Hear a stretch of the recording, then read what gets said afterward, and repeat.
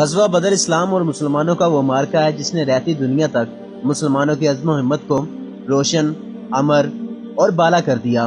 سن 2 ہجری میں پیش آنے والا یہ معرکہ مسلمانوں کے حق بجناب اور ایمان افروز ہونے کا ایک ایسا واقعہ ہے جس نے نہ صرف مسلمانوں کو یہ باور کروایا کہ فتح یاب ہونے کے لیے لشکر کی کثرت یا تیر تلوار کا بہتر ہونا لازمی نہیں، بلکہ یہ بھی سکھایا کہ جب مسلمان حق کی راہ پر نکلتا ہے تو کیوں نہ وہ تعداد میں کم ہی ہو، اللہ تبارک تعالیٰ کی مدد و نصرت ان کی شامل حال ہو جاتی ہے۔ آج کی اس ویڈیو میں میں آپ کو غزوہ بدر میں جو کچھ ہوا وہ بتانے جا رہا ہوں۔ غزوہ بدر میں نبی آخر الزمان حضرت محمد صلی اللہ علیہ وسلم نے کون سی حکمت عملی اپنائی اور مسلمانوں کا جوش و جذبہ اس میں کیسا تھا، اور صحابہ کرام نے کس بہادری اور دلیری کے ساتھ کفار کو واصل جہنم کیا، یہ سب کچھ بتانے جا رہا ہوں۔ ویڈیو شروع کرنے سے پہلے میری آپ تمام لوگوں سے گزارش ہے کہ آپ میری اس ویڈیو کو آخر تک لازمی دیکھیے گا، کیونکہ یہ ویڈیو آپ کا ایمان تازہ کر دے گی اور آپ کی رگوں میں جہاد کا جذبہ بھی پیدا کر دے گی انشاءاللہ۔ چینل پر نئے آنے والے لوگوں سے گزارش ہے کہ اس ویڈیو کو لائک کر دیں اور ہمارے اس چینل کو سبسکرائب بھی کر دیں، جس سے میری حوصلہ افزائی ہوگی اور میں اس طرح کی ویڈیوز آپ کے لیے بناتا رہوں گا۔ غزوہ بدر ہو یا کوئی اور معرکہ، دور نبوت کا ہر ایک واقعہ کسی نہ کسی تاریخی پس منظر کا حامل ہے جو جنگ کے شروعات کی وجہ بنی۔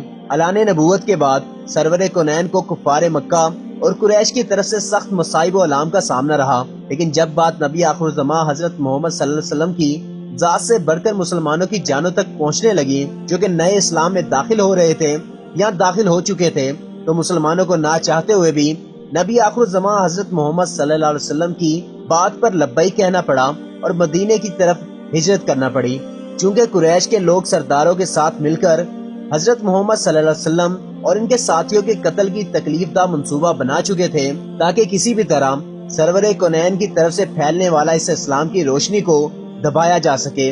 اسی اثنا میں آپ صلی اللہ علیہ وسلم نے مکہ سے مدینہ ہجرت کر کے مہاجرین اور انصار کی بدولت ایک انوکھی تاریخ بھی رقم کر دی۔ مکہ سے مدینہ ہجرت کرنے کے بعد بھی مسلمانوں کو کفار مکہ کی طرف سے سکون حاصل نہ ہو سکا۔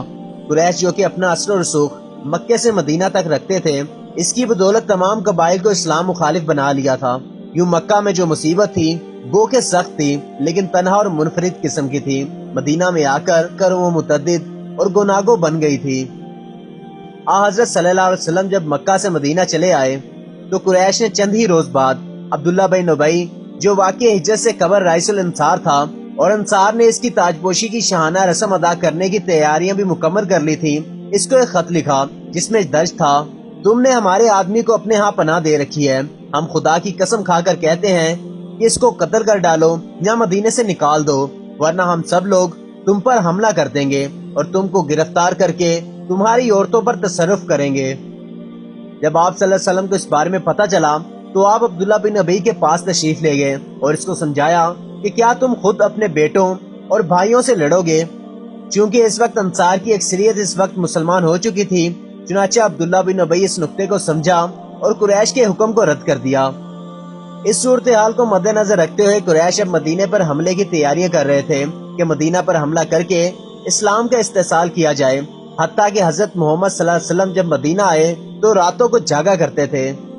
قریش کی جانب سے بیرونی حملے کے امکان کو سامنے رکھتے ہوئے آپ نے 2 تدبیریں اختیار کی۔ اول یہ کہ قریش کی شامی تجارت جو کہ مدینہ کے راستے سے ہو کر گزرتی تھی بند کر دی جائے، جو کہ ان کا مایا غرور تھی، تاکہ وہ صلح پر مجبور ہو جائیں۔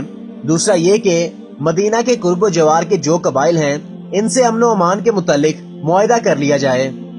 چند روز کے بعد یعنی 2 رجب میں حضور اکرم صلی اللہ علیہ وسلم نے ایک قافلہ عبداللہ بن جہش رضی اللہ عنہ کے ساتھ مقام بطن نخلا کی طرف بھیجا۔ آپ نے حضرت عبداللہ کو ایک خط دے کر فرمایا تھا کہ 2 دن بعد اس کو کھولنا۔ حضرت عبداللہ رضی اللہ عنہ نے خط کھولا تو لکھا تھا کہ مقام نخلا میں قیام کرو اور قریش کے حالات کا پتہ لگاؤ اور اطلاع دو۔ اتفاق یہ کہ قریش کے چند آدمی جو شام سے تجارت کا مال لیے آتے تھے سامنے سے نکلے۔ حضرت عبداللہ نے ان پر حملہ کر دیا، جس کے نتیجے میں عمرو بن الحضرمی مارا گیا، 2 گرفتار ہوئے اور مال غنیمت بھی ہاتھ آ گیا۔ حضرت عبداللہ نے جب مدینہ آ کر یہ معاملہ بیان کیا تو آپ صلی اللہ علیہ وسلم نے ارشاد فرمایا کہ میں نے تم کو یہ اجازت نہیں دی تھی اور غنیمت کا مال قبول کرنے سے بھی انکار کر دیا۔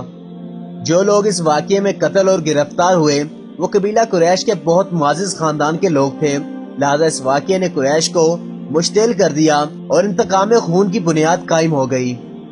ویڈیو میں آگے بڑھتے ہوئے میں آپ کو یہ بتانا بھی لازمی سمجھتا ہوں کہ بدر ایک گاؤں کا نام ہے جہاں سال کا سال میلہ لگتا تھا۔ یہ مقام اس نقطہ سے قریب ہے جہاں شام سے مدینہ جانے کا دشوار راستہ گزرتا ہے۔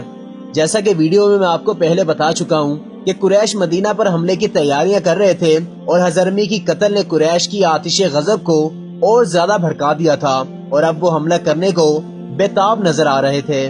حضرت صلی اللہ علیہ وسلم کو جب ان حالات کی حب الاطلاع ہوئی تو آپ نے صحابہ کو جمع کیا اور اس واقعے کا اظہار فرمایا۔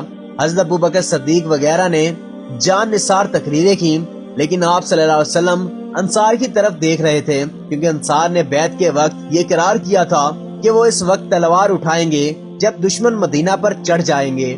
اتنے میں حضرت سعد بن عبیدہ نے اٹھ کر کہا، اللہ کی قسم آپ فرمائیں تو ہم سمندر میں کود پڑیں گے۔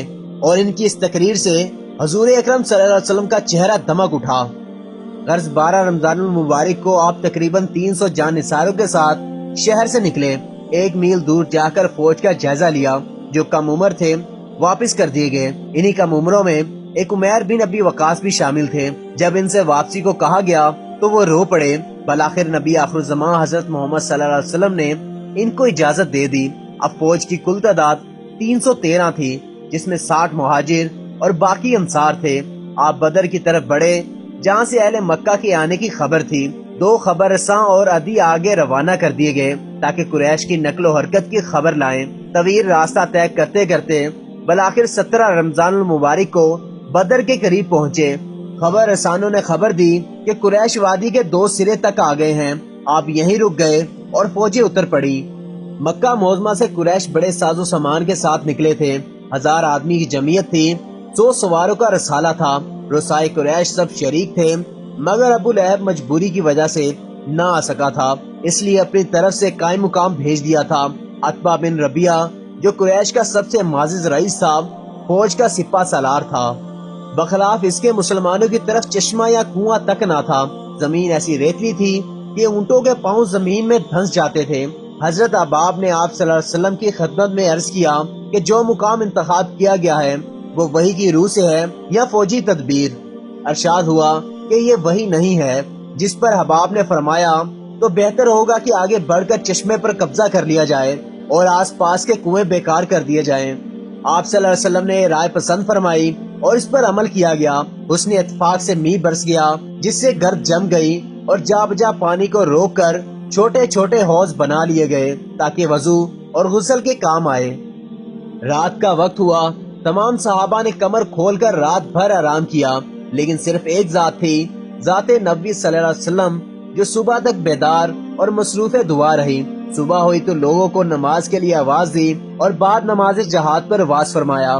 چونکہ آپ صلی اللہ علیہ وسلم ہاتھ کو خون سے آلودہ کرنا پسند نہیں فرماتے تھے، لہٰذا صحابہ نے میدان کے کنارے ایک چھپر کا سائبان تیار کیا کہ آپ صلی اللہ علیہ وسلم اس میں تشریف رکھیں۔ سعد بن معاذ اس دروازے پر تیخ و بخف کھڑے ہوئے تاکہ کوئی اس طرف نہ آ سکے۔ مہاجرین کا علم مصعب بن عمیر کے ہاتھ میں تھا، اسی طرح انصار کا قبیلہ، غزرج کے علمبردار حضرت حبیب اور اوس کے حضرت سعد بن معاذ مقرر ہوئے۔ صبح ہوتے ہوتے آپ صلی اللہ علیہ وسلم نے صف آرائی شروع کی اور دست مبارک میں ایک تیر تھا، اس کے اشارے سے صفیں قائم کرتے تھے۔ لڑائی میں شور و غل عام سی بات ہے، لیکن سب کو منع کر دیا گیا تھا اور کسی کی آواز تک نہیں نکل رہی تھی۔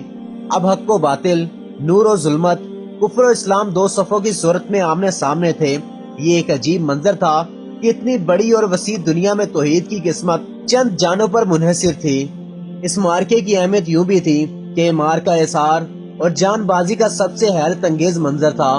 دونوں فوجیں جب سامنے آئی تو لوگوں کو نظر آیا کہ خود ان کے جگر کے ٹکڑے تلوار کے سامنے کھڑے ہیں۔ حضرت ابوبکر صدیق کے بیٹے جو کہ اب تک کافر تھے میدان جنگ میں بڑھے تو حضرت ابوبکر صدیق بھی تلوار کھینچ کر نکل پڑے۔ عتبہ قریش کا سپہ سالار میدان میں آیا تو حضرت حذیفہ جو کہ عتبہ کے فرزند تھے اس کے مقابلے کو نکلے۔ حضرت عمر رضی اللہ عنہ کی تلوار اپنے ماموں کے خون سے رنگ گئی تھی۔ لڑائی کا آغاز یوں ہوا کہ سب سے پہلے عامر حضرمی، جس کو بھائی کے خون کا دعویٰ تھا، جو کہ عبداللہ بن جیش کے حملے میں مارا گیا تھا، آگے بڑھا اور مسلمانوں کی طرف سے حضرت عمر کا غلام مہجہ اس کے مقابلے کو نکلا اور مارا گیا۔ پھر عتبہ جو لشکر کا سردار تھا اپنے بھائی اور بیٹے کو لے کر نکلا، جس کے جواب میں حضرت معاذ، حضرت اوس اور حضرت عبداللہ بن رواح مقابلے میں آئے۔ عتبہ نے نام و نسب پوچھا تو یہ جان کر کہا کہ یہ تینوں انصار میں سے ہیں، لہٰذا یہ ہمارے مقابل کے نہیں۔ اس پر حضرت محمد صلی اللہ علیہ وسلم نے ان کو واپس بلا کر حضرت علی اور حضرت حمزہ کو میدان میں بھیجا۔ عتبہ حضرت حمزہ اور ولید حضرت علی کرم اللہ وجہ کریم کے مقابلے میں اترا اور یہ دونوں ہی مارے گئے، لیکن عتبہ کے بھائی شیبہ نے حضرت عبیدہ کو زخمی کیا۔ مولا کائنات حضرت علی کرم اللہ وجہ کریم نے آگے بڑھ کر شیبہ کو بھی قتل کر دیا اور عبیدہ کو کندھے پر اٹھا کر رسول کریم صلی اللہ علیہ وسلم کی خدمت میں پیش کیا۔ حضرت عبیدہ نے آپ صلی اللہ علیہ وسلم سے پوچھا کہ کیا میں شہادت کی دولت سے محروم رہ گیا ہوں؟ آپ صلی اللہ علیہ وسلم نے فرمایا نہیں، تم نے شہادت پا لی ہے۔ اب عام حملہ شروع ہو گیا تھا، مشرکین اپنے بلبوتے پر لڑ رہے تھے، جبکہ ادھر سرور کونین صلی اللہ علیہ وسلم بسجدہ صرف اللہ کی قوت کا سہارا ڈھونڈ رہے تھے، اور بالآخر وہی ہوا جس نے آنے والے مسلمانوں کو امر کر کے رکھ دیا۔ ابو جہل اور عتبہ وغیرہ کے قتل کے بعد قریش نے سپر ڈال دی تھی اور مسلمانوں نے ان کو گرفتار کرنا شروع کر دیا تھا۔ کفار سمیت دشمنان اسلام سب حیرت زدہ تھے کہ کس طرح 300 پیدل آدمیوں نے 1000 کے لشکر کو نیست و نابود کر دیا اور ان کو ہتھیار ڈالنے پر مجبور کر دیا۔ اپنی اسی ہار کی شرمندگی کو چھپانے کے لیے کفار مکہ نے جھوٹے بہانے بنانا شروع کر دیے اور مسلمانوں کی تعداد کو بڑھا چڑھا کر پیش کرنا شروع کر دیا۔ اس پر اللہ تعالیٰ نے مسلمانوں کی تعداد اور ان کے ہتھیاروں کی گواہی سورہ ال عمران میں خود دی ہے۔ اللہ تعالیٰ قرآن پاک میں فرماتے ہیں، جس کا ترجمہ کچھ یوں ہے: اگر تو دونوں جماعتوں کا موازنہ کیا جائے تو نظر آ جائے گا کہ مسلمانوں کے پاس کچھ نہ تھا سوائے اللہ کی مدد کے۔ قریش کی تعداد 1000 تھی، مسلمان صرف 300 تھے۔ قریش میں 100 سوار تھے، مسلمانوں کی فوج میں صرف 2 گھوڑے تھے۔ مسلمانوں میں بہت کم سپاہی تمام ہتھیاروں سے لیس تھے، جبکہ ادھر قریش کا ہر سپاہی لوہے میں غرق تھا۔ لیکن مسلمانوں کے ساتھ اسی رب کا وعدہ تھا جو ساتوں زمین اور آسمان کا بنانے والا ہے، لہٰذا چند 100 لوگوں کا ٹولہ 1000 لوگوں کے مقابلے میں فتح یاب ٹھہرا۔ جنگ کے خاتمے پر معلوم ہوا کہ مسلمانوں میں صرف 11 شخصوں نے شہادت پائی، جن میں ایک مہاجر اور باقی انصار تھے، لیکن دوسری طرف قریش کی اصل طاقت ٹوٹ چکی تھی۔ نامور قریش سردار ایک ایک کر کے مارے گئے، جس کے بعد کل ملا کر قریش کے مارے جانے والے لوگوں کی تعداد 70 تک پہنچ گئی تھی۔ یہ تھی مسلمانوں کی اصل طاقت، جو ظاہری اسباب سے آزاد تھی، کیونکہ انہیں معلوم تھا کہ جنگیں جیتنے کے لیے پختہ ایمان کا ہونا سب سے ضروری ہے۔ اللہ تعالیٰ سورہ ال عمران کی آیت نمبر 132 میں فرماتے ہیں، جس کا ترجمہ کچھ یوں ہے: یقیناً خدا نے تمہاری بدر میں مدد کی جب تم کمزور تھے، تو خدا سے ڈرو تاکہ تم شکر گزار بن جاؤ۔ پیارے دوستو، ایک ایسا واقعہ ہے جو کہ مسلمانوں کا ایمان تازہ کرنے کے لیے کافی ہے، اور یہ واقعہ مسلمانوں کو یہ بھی بتاتا ہے کہ جنگیں جیتنے کے لیے نہ تو زیادہ تعداد میں فوج چاہیے ہوتی ہے اور نہ ہی جدید اسلحہ۔ آج مسلمانوں میں موجود دیسی سیکولر اور لنڈے کے لبرلز مسلمانوں کو یہ سکھاتے نظر آتے ہیں کہ آپ کو کفار کی بیعت کر لینی چاہیے، کیونکہ کفار کے پاس بہت ایڈوانس ٹیکنالوجی میں اسلحہ بھی ہے اور وہ جب چاہیں مسلمانوں کو ختم بھی کر سکتے ہیں، اور مسلمانوں کو ان کے تابع ہو جانا چاہیے۔ میں آپ سبھی بھائیوں سے یہی کہوں گا کہ آپ کو ان کی بکواسیات پر عمل نہیں کرنا چاہیے، اور نہ ہی ان کی باتوں کو سن کر آپ کو ڈرنا چاہیے۔ آپ کو ایک اللہ پر ایمان ہونا چاہیے، کیونکہ یہی خدا ہے جو کہ آپ کو ہر میدان میں فتح نصیب فرماتا ہے، اور آپ کا رزق بھی اس کے ہی ہاتھ میں ہے، نہ کہ ان کفار کی بنائی گئی ملٹی نیشنل کمپنیوں کے ہاتھ میں ہے۔ ہمارے پیارے نبی حضرت محمد صلی اللہ علیہ وسلم کے بارے میں کوئی گستاخی کرتا ہے تو ہمیں اس کا نہ صرف بائیک آؤٹ کرنا چاہیے بلکہ اس کو منہ توڑ جواب بھی دینا چاہیے، اور جس قدر ہم کر سکتے ہیں ہمیں ضرور کرنا چاہیے، کیونکہ اگر ہم ایسا کریں گے تو انشاءاللہ تعالی اللہ تعالیٰ بھی ہمارے ساتھ ہوگا اور ہمیں فتح بھی نصیب ہوگی۔ یہ کفار جتنی بھی چالیں چل لیں، ان سے کچھ نہیں ہونے والا، کیونکہ میرا اور آپ کا خدا بہترین چال چلنے والوں میں سے ہے۔ اس ویڈیو کا اختتام میں ایسی دعا سے کروں گا کہ اللہ تعالیٰ ہمیں شیطان کے شر اور دجال کے فتنے سے محفوظ فرمائے اور ہمارا خاتمہ ایمان پر فرمائے، آمین۔